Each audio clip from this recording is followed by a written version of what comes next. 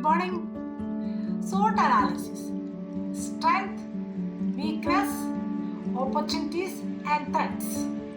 ഇതെന്ന് പറഞ്ഞാൽ it is A strategic analysis ആണ്. നമ്മളെ ഒന്ന് നമുക്കൊന്ന് ജഡ്ജ് ചെയ്യാൻ പറ്റും. നമ്മളൊന്ന് അനാലിസിസ് നടത്തിയിട്ട് നമ്മുടെ ഒരു ജേണി എത്രത്തോളം ഫേവറബിൾ ആണ്, നമ്മളൊരു ഗ്രോത്ത് മൈൻഡ് സെറ്റിന് എത്രത്തോളം നമ്മുടെ ജേണിയെ സഹായിക്കുന്നു, ഇനി എന്തൊക്കെ ഇമ്പ്രൂവ്മെൻറ്റ് നമ്മളെ ഒരു യാത്രയിൽ നമുക്ക് നടത്തണമെന്ന് നമ്മളെ സെൽഫ് അനാലിസിസ് നടത്താൻ ഒരു മെത്തേഡാണ് SWOT അനാലിസിസ് എന്ന് പറയുന്നത്.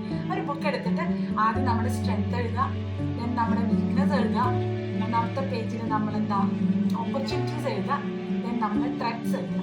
അപ്പോൾ ഒന്ന് SWOT അനാലിസിസ് ഒന്ന് നടത്തി നോക്കൂ.